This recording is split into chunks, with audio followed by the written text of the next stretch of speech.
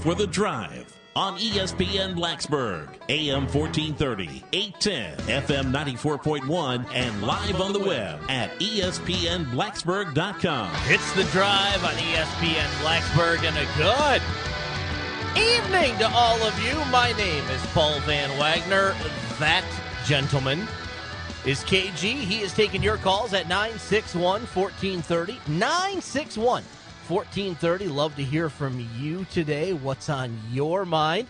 Jason Stamm is joining us. And at first, when he sent me a message today, I thought, you know what? I don't even want to talk to Stamm because of where he is. Then I realized that he wasn't where I thought he was. You're in Charlotte, North Carolina. I thought you were in Charlottesville, and I was just like, you traitor.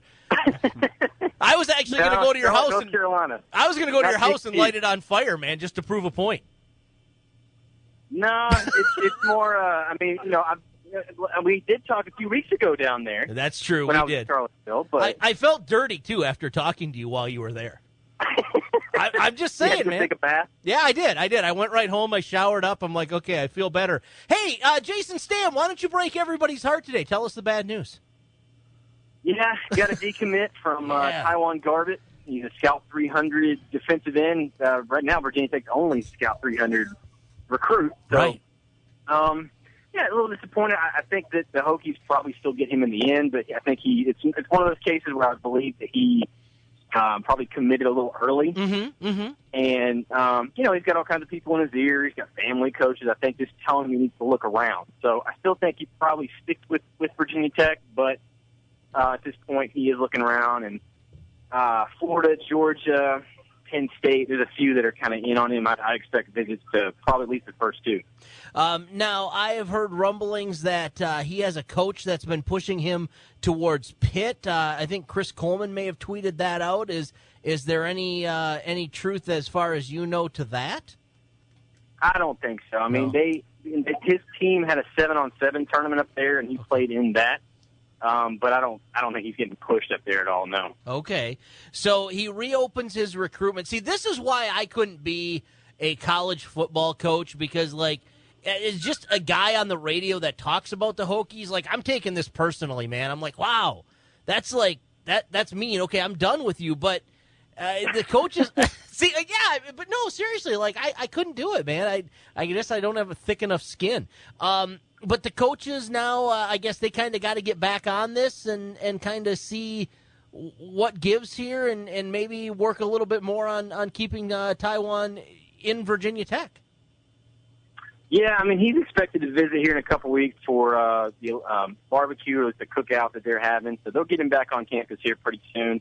But, yeah, I mean, it's going to be one of those. I think they're just going to – and I know, it's kind of a big deal because if you remember last year, Justin Fuente was kind of adamant he didn't want guys that were looking around, but That's just how it goes. Like, You're not going to find too many kids anymore that are, 100% from the very beginning, especially when you get them to commit as early as they do. So they're pushing and pushing and pushing to commit early.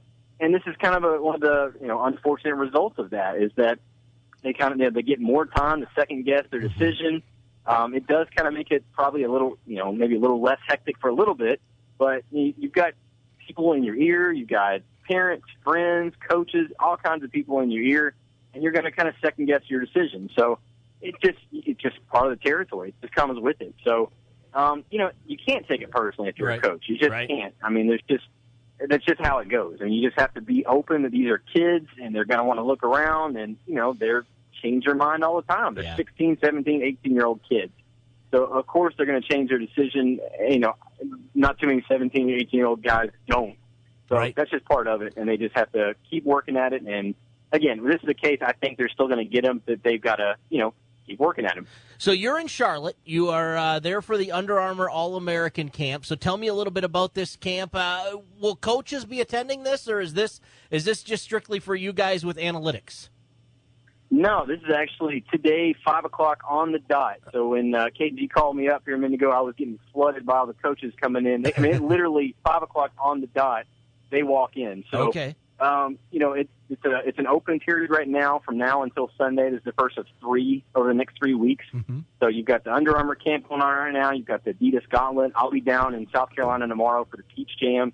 So, yeah, lots of college coaches, they can't have any contact with these guys. This is an open evaluation period where they can, scout these guys and get a little more look at who they want to offer and kind of where they stand with everybody. So take us through what happens. The coaches basically kind of have to stay up in the stands out of the way. Maybe they have their stopwatches, a couple of them sitting in a group talking over players, and you all run the camp down on the field. Is that kind of the idea behind this?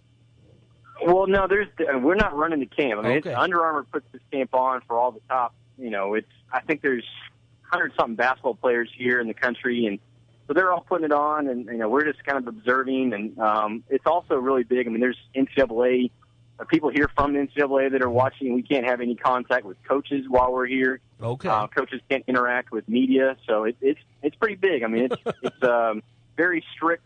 They've sent out multiple email reminders. Don't talk to any coaches. We're allowed to talk to players, obviously, but right. Can't interact with any coaches right now during this period. But yeah, there's tons of coaches here. I just had Sean Miller just walked by me 2 seconds ago. So lots of coaches here. Jamie McNeely from Virginia Tech is here. Of course, our guy, Nikhil Alexander-Walker, he's a big-time 4-star commit for 2017. I just talked to him a few minutes ago. He's here. So I know McNeely's here to watch him and 2 other guys as well. Now, are there guys there that have not committed? I mean, because I would imagine if there were and they had a good showing, it would kind of, I'm likening it to Shark Week on Discovery Channel, just a feeding frenzy of coaches. I mean, I know they can't have any interaction with them, but are there some guys there that are not committed at this point? Oh yeah, it's probably, I don't know, probably a third of the guys here maybe are committed. There's still quite a few that aren't.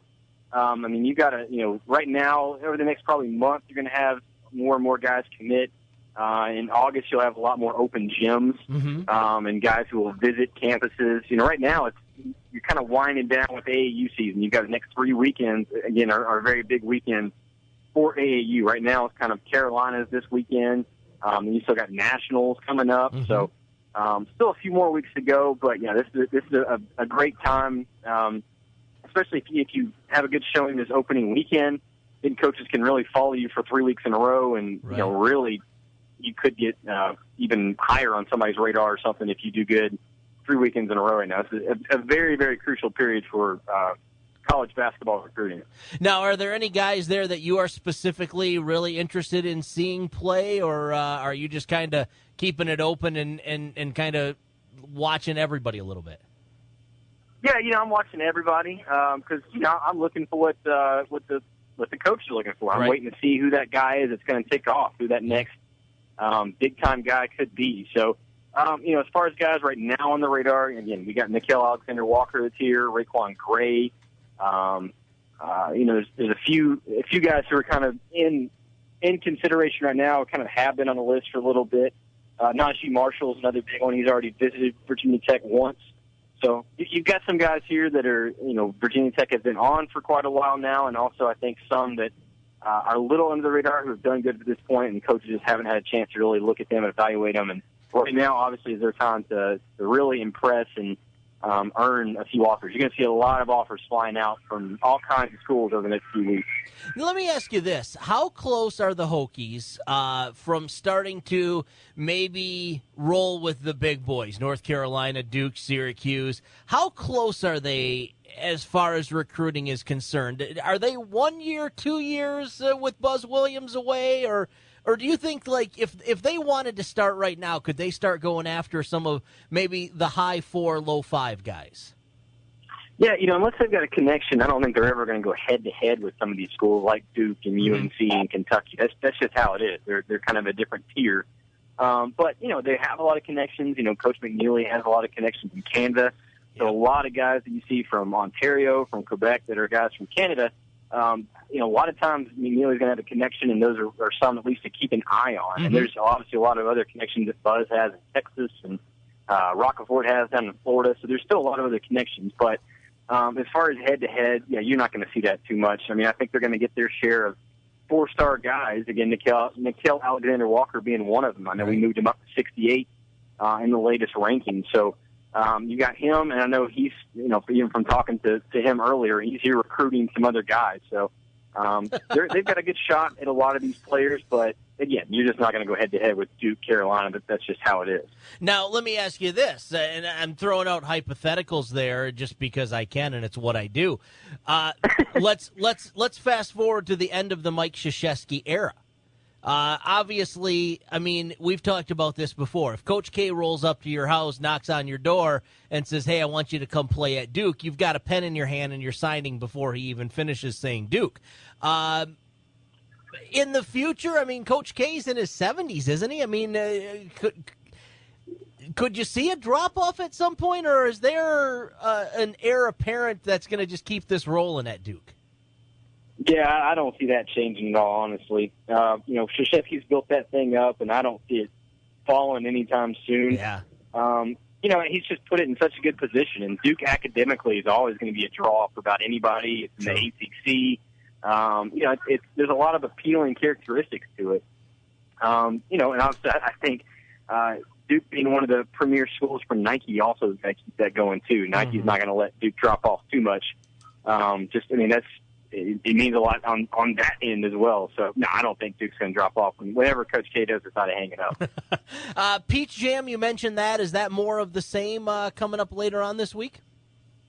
Well, the difference is this one today is Under Armour. Peach Jam is Nike. Okay. And then there's another one, basketball is way more than football. It's all according to the shoe company. So each one of them has their own stuff. You've got a few kind of independents that are run, but the big ones, the big-time guys are all going to be at the shoe company tournament. So this one's Under Armour. The Gauntlet is Adidas. That's in Spartanburg. And then you've got the Peach Jam Adidas. The Peach Jam Nike, which is down in north of South Carolina. So, Virginia Tech being a Nike school, there's definitely going to be plenty of Nike guys down there. Yep. Right now, that's why the top 100 was such a big deal, because it's regardless of shoe company. Now, that's pretty much the only time all year where guys aren't, with whatever brand that their team is affiliated with. Okay. So, obviously, when you get down there to the Peach Jam being a Nike thing, then that's is that a possibility to see more potential recruits for Virginia Tech, or does that not really matter at the end of the day? I don't think it matters too much. A lot of it's just kind of, they can't, a lot of times they have no say in where they play. They get connected with a coach early on and stick with that team, and that's just where they're set. So, again, like I was saying, you've got a few guys here at Under Armour. You probably will have a few more down at Nike. Peach Jam is probably the biggest of the tournaments going on right now. Sure. But this one is kind of gaining momentum. I mean, I think Under Armour's put in a lot of money into their basketball system and just the basketball development program. And so I think this camp it's very well run. There's a lot of coaches, again, who come here and check this out. So definitely up there, but I think Peach Jam is probably still the biggest right now. Jason Stamm joining us from the VT Zone and, of course, Scouts.com. Appreciate all of your time, and look forward to chatting with you next week. Keep us up to date on hopefully no more decommits. Like to hear about more commits, all right? Well, I just hope that you don't have to go home and take a shower after talking to me this time. No, I feel better. Like when I realized that you were in Charlotte, North Carolina, not Charlottesville. Like that was my thing. I was like, I don't even want to talk to him if he's going to be there. Stan, man, have a great one. I will talk to you very soon. All right. You too. Thanks, Paul. All right, take care. There you go, Jason Stamm, the Scouts.com, the VT Zone. I don't know, KG. Like I don't even like to stop in Charlottesville. My wife, whenever we go to visit her sister, it's kind of the halfway point. She's always like, hey, we could stop here. And I'm like, no, we'll stop before we get there. Yeah. It's me, man. It's me. That's how I roll. And for all of you Cavalier fans out there, I'm sorry. We'll take a quick break. When we come back, Home Run Derby's coming up. Some of the big names not wanting to participate in it. We'll talk a little bit about why. Plus, Mike McDaniel's going to join us from inside the ACC. Got lots of cool stuff to talk to Mike about. That's coming up on The Drive. Hello! You're listening to ESPN Blacksburg, AM 14.